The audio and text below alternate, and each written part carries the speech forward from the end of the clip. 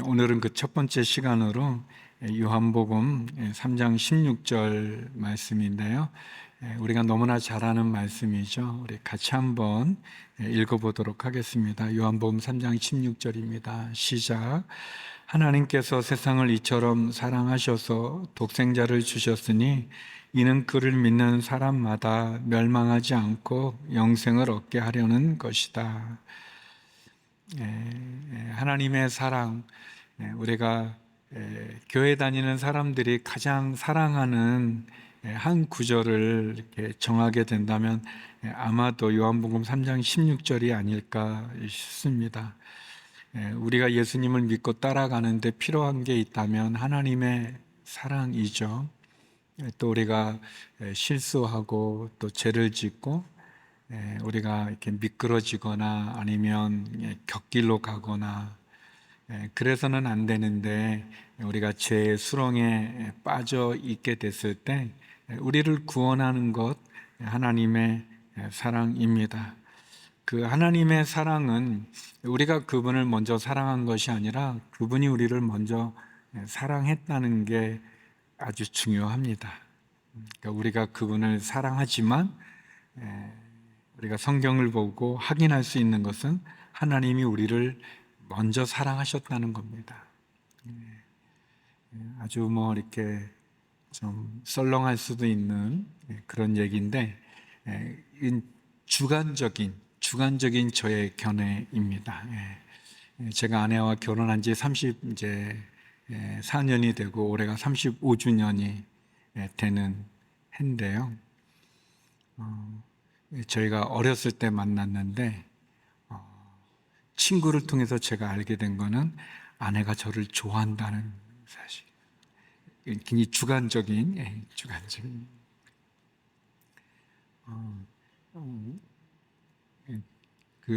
그전에는 몰랐는데 아내가 저를 좋아한다는 사실을 제가 알게 되고 나서 그 아내를 보는데 그때는 아내가 아니고 이제 그냥 소년이었어요. 청소년이었는데 우리가 너무 다르더라고요. 그리고 어떻게 나 같은 사람을 사랑해 줄 수 있나? 어떻게 나 같은 사람을 좋아할 수 있나? 저렇게 훌륭한 분께서 어떻게 이제 그런 이제 생각이 드니까 하는 모든 게 다 좋더라고요. 그러면서 제가 알게 된 건데 뭐냐면 누군가로부터 내가 사랑을 받는다는 게 쉽지가 않더라고요. 그런 점에서 여러분은 저를 좋아하시죠? 그러니까 여러분 너무너무 훌륭한 분들이신 거예요. 약간 이상한 논리지만 우리가 세상에서는 사랑받기가 너무 어려워요. 누군가가 나를 좋아해 주기가 너무 힘들어요. 왜냐하면 우리가 다 연약함이 많고 부족함이 많고 그럴 만한 존재들이 아니기 때문에 그렇죠. 그리고 세상은 다 누구를 사랑하기보다 사랑받기를 원하는 마음이 너무나 많이 있습니다. 그런데 그렇게 넉넉하지 않죠. 누구를 이렇게 좋아해 주지도 않고 사랑해 주지도 않습니다. 특별히 그 사랑이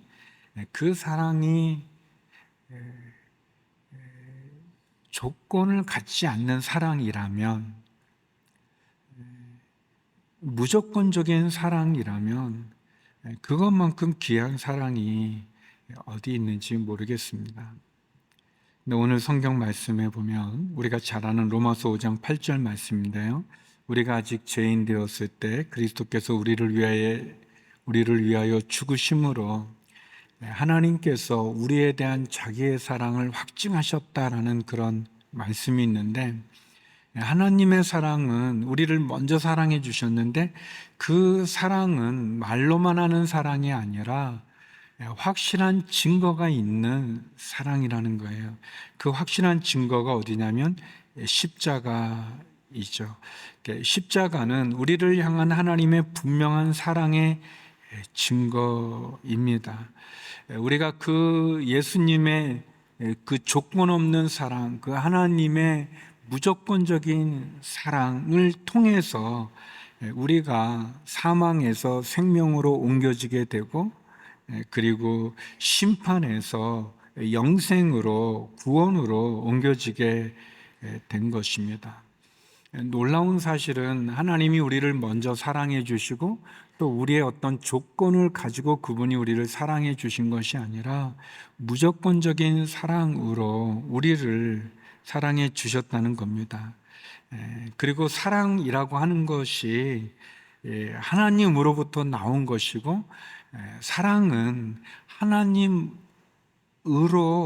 다시 돌아가야 된다는 것을 우리들에게 가르쳐 줍니다.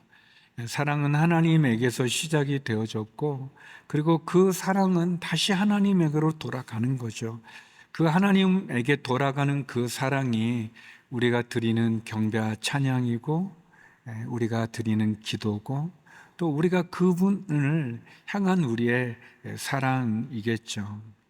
저는 오늘 요한복음 3장 16절, 우리가 너무나 잘 아는 말씀인데 이 말씀을 또 다시 한번 생각해 보면서 한 세 가지 정도를 여러분과 나누고 싶어요. 첫 번째는 죄의 결과인데요, 죄에 대한 이야기를 나누고 싶습니다. 우리 다시 한번 요한복음 3장 16절을 읽어보겠습니다. 시작. 하나님께서 세상을 이처럼 사랑하셔서 외아들을 주셨으니 이는 그를 믿는 사람마다 멸망하지 않고 영생을 얻게 하려는 것이다. 여기에 보면 하나님이 세상을 사랑하셨는데 이 세상은 멸망한다는 겁니다. 이 세상은 멸망에 이를 수밖에 없다는 것입니다. 어떻게 보면 하나님이 세상을 사랑하셔야만 되고 그 사랑이 필요한 이유도 우리가 멸망하기 때문에 그런 것이죠. 우리가 잘 아는 말씀입니다. 로마서 6장 23절인데요. 같이 한번 읽어보겠습니다. 시작. 죄의 대가는 죽음이요 하나님의 은사는 그리스도 예수 우리 주 안에 있는 영생입니다. 죄를 지은 죄의 결과는 죽음이라고 그랬습니다. 우리가 아는 것처럼 하나님께서 사람을 만드시고 그 사람에게 얘기했어요. 선악을 알게 하는 나무의 실과를 먹지 마라. 그것을 먹는 날에는 너가 정녕 죽게 된다고 얘기했었습니다. 우리는 죽기 위해 태어난 존재가 아니었어요. 사람은 원래 죽음을 향해 가는 그런 인생이 아니었었습니다. 그런데 죄가 찾아옴으로, 아니 사람이 죄를 지음으로, 죄인이 됨으로 우리는 죽음을 맞이하게 됐고 죽음을 향해 갈 수밖에 없고 멸망에 이르는 자리에 있게 되어진 것이죠. 누구도 예외 없이, 누구도 벗어날 수 없는, 누구도 그것을 뛰어넘을 수 없는 우리들의 한계입니다. 죄가 들어옴으로 모든 것을 망가뜨렸습니다. 여러분, 에덴 동산이라고 우리가 말하는 에덴 동산, 그것은 아름다운 세상이었습니다. 하나님의 보시기에 좋았더라라고 그랬어요. 하나님께서 어둠과 혼돈이 있었던 그곳에 빛을 창조하시고 또 빛 가운데 해와 달과 별을 창조하셨습니다. 그리고 보시기에 좋았다고 그랬어요. 여러분, 하나님의 수준에서 보기 좋은 거예요. 우리들이 지금 보는 이 세상도 아름답지 않겠습니까? 그런데 그 아름다움은 죄로 말미암아 파괴되어진 이 세상의 아름다움이에요. 그런데 에덴 동산은 하나님께서 죄로 파괴되어지기 전에 아름다움을 갖고 있었던 그 세상입니다. 그리고 그곳에 하나님께서 당신의 형상을 따라 사람을 만드셨어요. 제가 이렇게 몇 번 했던 예화지만 우리 아들이 둘이 있는데 첫째 아들은 개인병원에서 낳았었어요. 요즘은 또 많이 변했더라고요. 많이 변했지만 아무튼 제가 아내가 아이를 낳을 때는 개인병원 같은 경우에는 바로 아이를 우리 부모에게 줬어요. 종합병원은 이제 그 신생아실이라고 이렇게 따로 이렇게 했었지만 이제 개인병원은 줬거든요. 그래서 이제 첫애를 낳아서 간호사 선생님이 이제 이렇게 포대기에 이렇게 싸서 저한테 줬어요. 아내가 이제 수술로 낳기 때문에 제왕절개 수술했기 때문에 마취가 아직 깨어나지 않은 상태에서 제가 그 애를 이제 보게 됐어요. 저는 엄마 뱃속에서 갓 나온 애를 그때 처음 봤어요. 처음 봤어요. 저는 애가 그렇게 이티 같이 생긴 건지 몰랐어요. 우주인 같이 그냥 저희 어머니에게도 물어봤는데 애가 주름이 너무 많은 거예요. 애가 왜 이렇게 주름이 있어야 애가 크지. 아무튼 너무너무 이상했어요. 근데 제가 이제 그 애를 이렇게 자세히 이렇게 볼 거 아니겠어요? 신기하니까. 참 너무 이상하다. 이렇게 왜 이렇게 못생겼지? 이제 그런데 너무 놀라운 것은 얘가 오각형인 거예요. 근데 제가 오각형이거든요. 그 중학교, 고등학교 다닐 때 이제 머리를 빡빡으로 잘랐을 때 오각형 이렇게 제가 이 애가 저를 닮은 거예요. 이 형틀이, 얼굴의 형틀이. 그러니까 오각형 안에서 약간 이티 같이 생긴 거지만 아무튼 틀은 오각형. 붕어빵처럼 이렇게 딱. 근데 그게 너무너무 좋은 거예요. 제가 그 동기들보다 좀 일찍 결혼했어요. 그러니까 일찍 결혼했는데, 그러니까 그 친구들보다 1년, 2년 정도 또 빠르게는 뭐 한 3, 4년 빨리 일찍 결혼했거든요. 그러니까 친구들이 이제 축하해 주러 왔는데 결혼을 다 안 했어요. 결혼을 안 했으니까 애기도 없는 거죠. 근데 이 친구들이 우리 아이를 보고, 우리 큰애를 보고 이름이 뭐냐고 물어봐요, 저한테. 근데 이름을 못 줬어요, 제가. 원래 지은 게 있었는데, 성경 이름으로 줬는데, 저희 아버님이 반대를 하셨어요. 그 전까지는 뭐, 그냥, 그래, 뭐, 네 애니까 네가 져라. 그렇게 해놓으시고는 막상 아들이 나오니까, 이 족보를 따라야 된다. 족보 없는 그런 그 나무가 어디 있냐, 뿌리 없는 나무 어디 있냐 하시면서 이제 족보를 따라 돌림자로 치라고 갑자기 그래가지고 제가 원래 이제 그 성경 이름으로 성경에 나오는 이제 예수님 제자 이름으로 전했는데 갑자기 아버님이 바꾸셔가지고 그래서 며칠 동안 일주일 정도 이름이 없었어요. 그 이름 제가 지나고 기도하고 막 그러느라고 물어보는 거예요. 애 이름이 뭐냐? 그래서 아직 이름 없었더니 바로 야이노마, 그 애를 보고 야이노마. 그렇게 나쁜 친구들이 어디 있어요? 아니 남의 집 귀한 애를 보고 바로 놈이라고 그럽니까? 이름 없다 그러니까 야 이놈아 그러고 어이 이놈아 그래서 이렇게 제가 막 이렇게 여기까지 올라오는 걸 꼭 참느라고 이게 자기 자식이 아니니까 그거 좀 애가 이상하니까 이제 처음 보는 애니까 근데 저는 그렇지 않더라고요. 여러분 에덴 동산에서 하나님이 이 사람을 보는 그 마음은 당신의 형상이 그 안에 있는 거예요. 사람에게 있는 거예요. 아담 안에 있는 거예요. 하와에게 있는 거예요. 너무너무 좋지 않겠어요? 하나님이 보기 좋았던 그 아름다운 자연 안에 거기에 당신을 닮은 당신의 형상이 있는 게 얼마나 좋습니까? 근데 그리고 하나님이 그 사람에게 이 자연을 다스리게 하셨잖아요. 이름을 지게 해줬어요. 질서죠. 조화가 있는 거죠. 질서와 조화를 준 거예요. 근데 그게 깨지게 돼요. 왜? 죄로 말미암아 깨지는 거예요. 인간의 불순종의 죄. 그 죄는 사람에게도 죽음을 찾아오게 되는 멸망에 이르게 하지만 사람의 지배를 받는 이 자연을 사람이 두려우니까 하나님에게서 벗어나게 되니까 하나님에게서 떨어지게 되어지니까 떨어진 사람의 그 두려운 마음에 찾아온 두려움을 이기기 위해 사람이 다스려야 될 자연을 섬기는 거예요. 해를 섬기고 달을 섬기고 이상한 나무들을 섬기고 바다를 섬기고 산을 섬기고 그런 거를 섬기는 거예요. 하나님이 분노하시죠.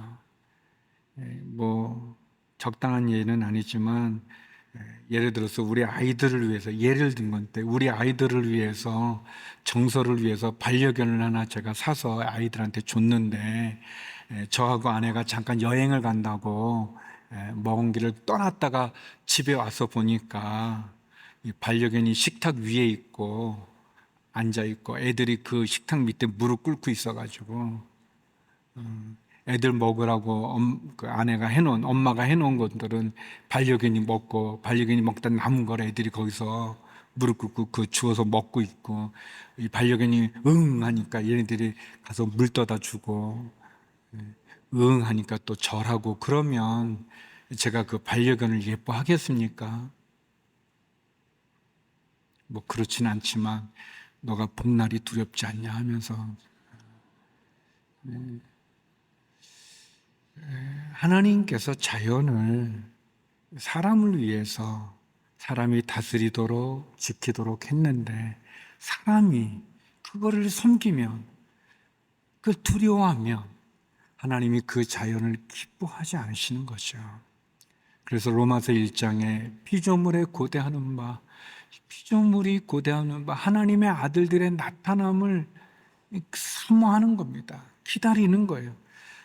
피조물도 힘든 거예요. 왜?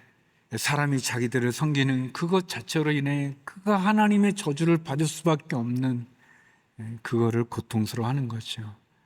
하나님과 사람과 자연, 이 삼각형이 아름다웠던 에덴 동산이 죄로 말미암아 깨어지게 되는 거예요.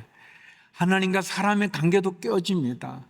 하나님이 부르죠. 아담아, 너가 어디 있느냐? 아담아, 아담아 부르는 때 아담이 대답합니다. 제가 두려워하여 나무 뒤에 숨었나이다 그랬어요. 사람은 하나님의 두려운 마음을 갖는 게 아니에요. 근데 죄가 우리에게 두려운 마음을 주게 된 거예요. 원래 인간에게는 두려움이란 건 없었어요. 그 상한 감정, 깨어진 감정은 없었는데 죄로 말미암아 상한 감정이 생기게 되었고 그 죄로 깨어진 인간은 하나님이 없는, 하나님을 떠난, 하나님에게 분리된 에덴 동산으로 추방된 사람들은 자연을 섬기면서 우상을 섬기면서 결국 깨어지게 되어진 거죠. 그것이 죄의 결과입니다. 그것을 멸망이라고 그러고 그것을 사망이라고 그러고 그것을 죽음이라고 그래요. 근데 여러분 돌아보십시오. 죄는 우리를 멸망시킵니다. 멸망시킵니다. 제가 이렇게 뭐 연예인들을 좋아하고 막 그러지는 않는데, 그러나 제가 굉장히 이렇게 좋게 보았던 어떤 분이 계시는데, 근데 그분이 아주 끔찍하게 삶을 마감한 것을 보면서 너무 마음이 아픈 거예요. 너무 마음이 아파요. 그 장례식 그 기사에 난 그 영정 사진을 들고 있는 그 아이를 보면서 그냥 눈물이 다 날려오더라고요. 그러지 않았겠죠. 그럴 거라고 생각 안 했겠죠. 죄가 시작되었을 때는 그럴 거라고 생각 안 했지만 여러분, 죄는 예외가 없습니다. 자그마한 죄, 큰 죄 없어요. 모든 죄는 우리를 멸망으로 인도할 수밖에 없어요. 모든 죄가 다 그래요.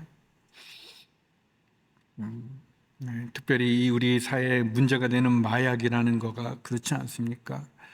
마약은 달콤하게 우리를 유혹하지만 마약에 손을 대면 자기도 모르게 그거를 끊을 수 없는 그런데 그 마약은 결국 우리 뇌를 망가뜨리게 되고 우리 인생을 망가뜨리게 되고 우리 삶을 망가뜨리는 거죠.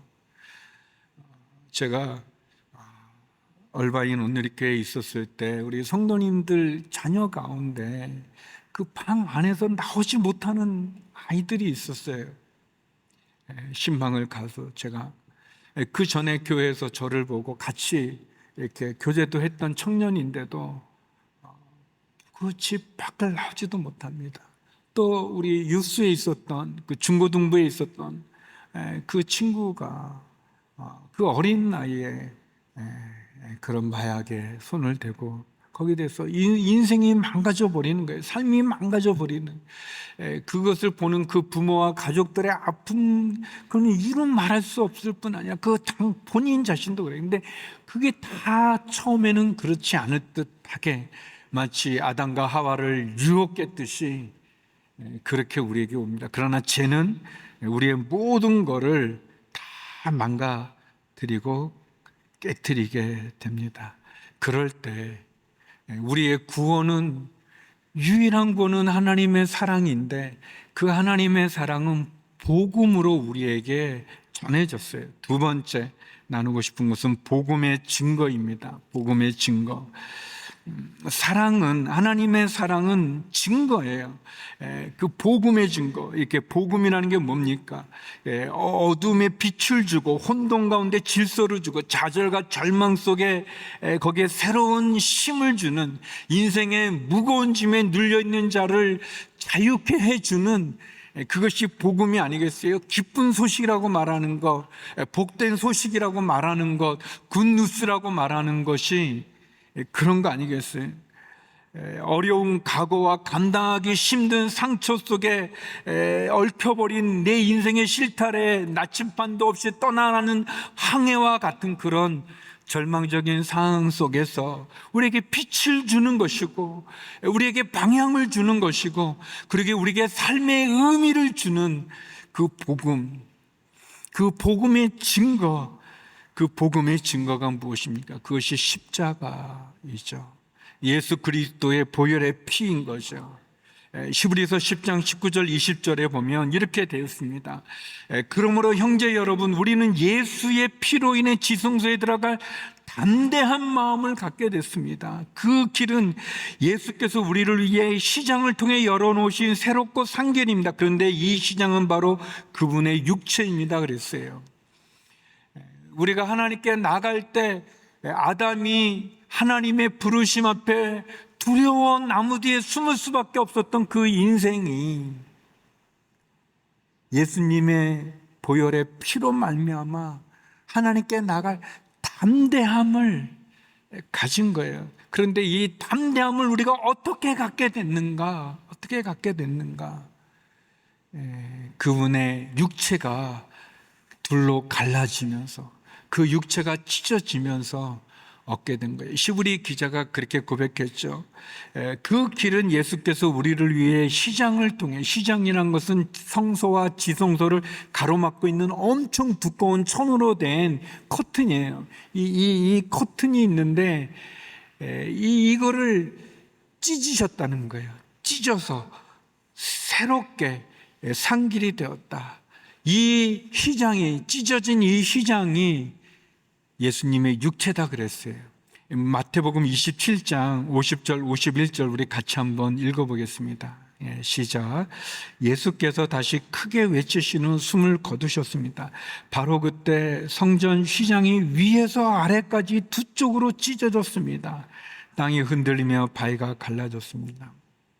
예수님이 십자가에서 운명했을 때 일어났던 여러 현상 중에 한 현상이 뭐냐면, 성전에 있었던 이 휘장이 위에서부터 아래까지 두 쪽으로 찢어졌다는 거예요. 밑에서 사람들이 잡아서 찢은 게 아니에요. 위쪽에서 하나님이 찢으신 거예요.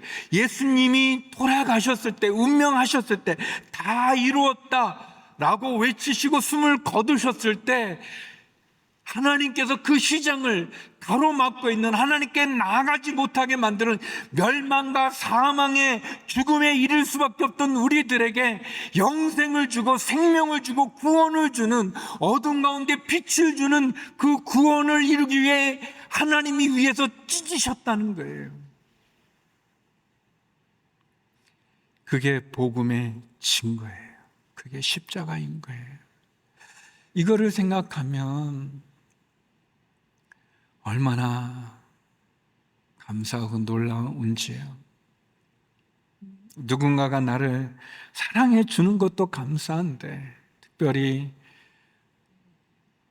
악취가 나고 더럽고 부끄럽고 수치스럽고 연약한 나를 하나님이 손을 먼저 내밀어 주셨고 나를 찾아와 주셨고 나를 사랑해 주셨는데, 내가 죽을 수밖에 없는, 사망에 이를 수밖에 없는, 멸망에 이를 수밖에 없는 그런 나를 구원의 자리로, 영생의 자리로 우리를 이끌어 주셨다는 거예요.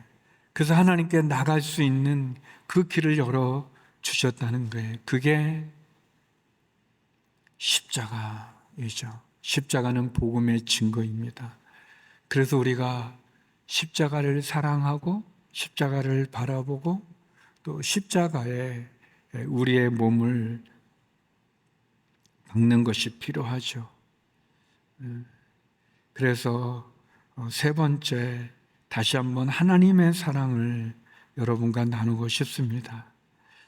요한복음 3장 16절은 니고데모라고 하는 한 사람과의 대화 중에 나온 내용이에요. 그러니까 예수님이 뜬금없이 갑자기 하나님께서 세상을 이처럼 사랑하셔서 그렇게 하신 게 아니라 어떤 한 사람, 그 사람 이름이 니고데모라는 사람인데 나이가 많은 유대의 학자예요. 유대의 선생님이신 분이에요. 존경받았던 선생님, 영향력이 컸던 그런 분이에요. 이분이 와가지고 예수님께 질문을 했어요. 내가 어떻게 영생을 얻을 수 있는가? 구원을 얻을 수 있는가? 그럴 때 예수님이 다시 태어나야 된다고 말하니까 어떻게 사람이 다시 어머니 뱃속에 들어가서 다시 태어날 수 있겠습니까? 라는 질문을 합니다. 요한복음 3장 9절 10절인데 우리 같이 한번 읽어보겠습니다. 시작. 니고데모가 예수께 물었습니다. 어떻게 이런 일이 있을 수 있습니까? 예수께서 말씀하셨습니다. 너는 이스라엘의 선생님이면서도 이런 일을 이해하지 못하느냐? 요한복음 3장 16절은 이 니고데모에게 이해하지 못하는, 다시 태어나야 된다는 것, 다시 거듭나야 된다는 것을 이해하지 못하는 니고데모에게 설명해 주는 가정 가운데 나온 이야기예요.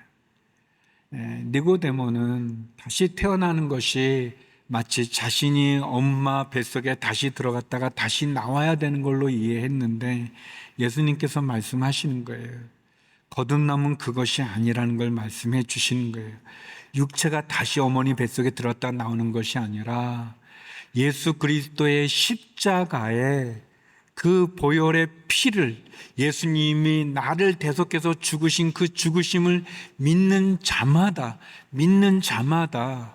새로 태어나는, 거듭나는 새 생명을 얻는 그것을 말씀해 주시는 거예요. 설명해 주시는 거예요.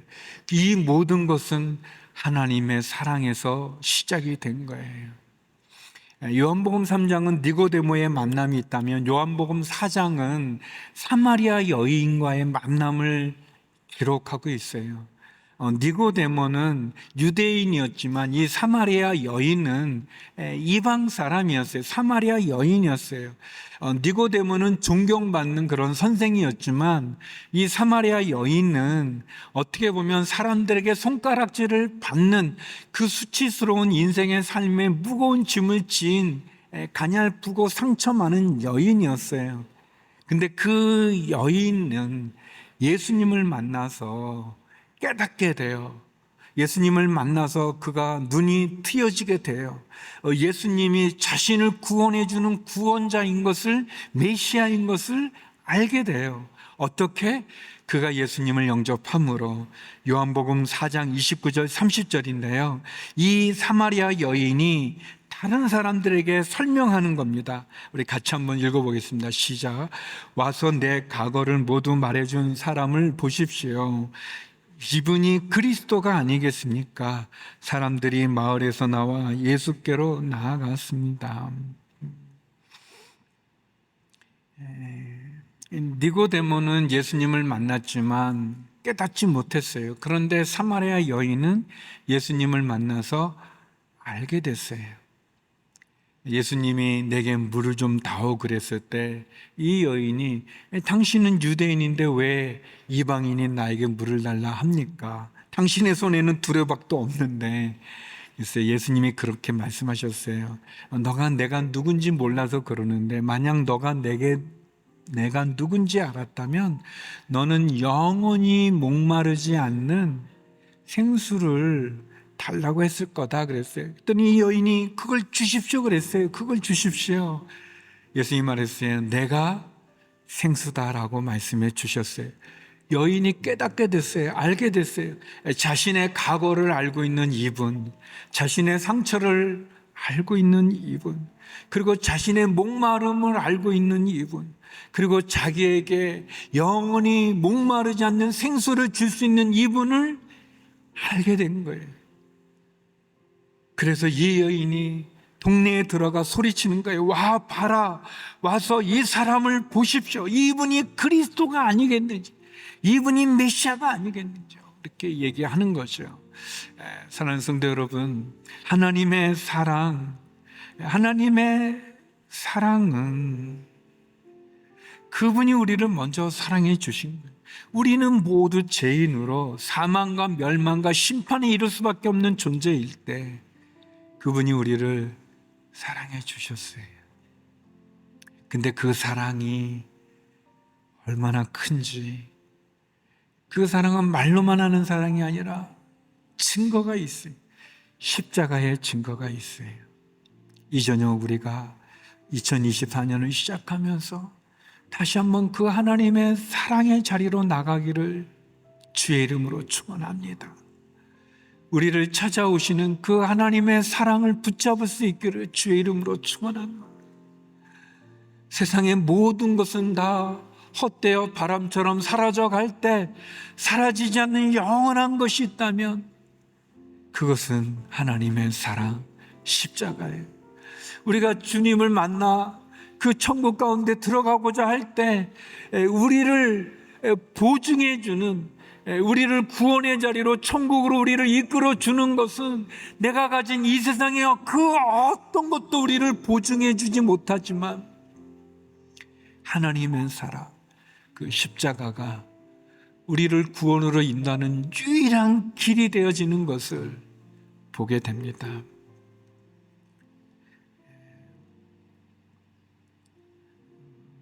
헬렌 켈러라고 하는 보지 못하고 듣지 못하고 말하지 못했던 삼중고를 가지고 있던 여인이 있어요.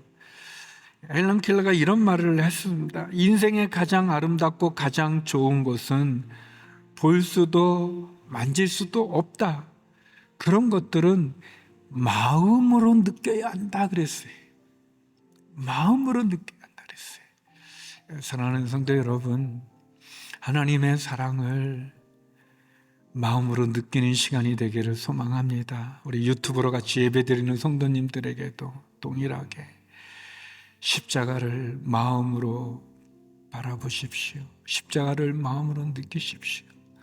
나를 죄로부터 구원하여 주신 그 하나님의 무한한 사랑, 나를 찾아오신 그 사랑, 나를 구원으로 인도해 주신 그 사랑, 나의 삶의 나침판이 되어주고 나의 삶에 의미를 부여하는 그 십자가, 모든 염려와 근심과 두려움으로부터 우리를 구원하여 주시는 그 하나님의 사랑, 그 하나님의 사랑을 느끼십시오. 신실한 하나님의 그 사랑을 느끼십시오. 성령님께서 이 시간 우리 가운데 임재하심을 느끼십시오. 우리의 신앙의 시작인 그 십자가를 느끼십시오. 그렇게 주님 앞에 나가기를 소망합니다.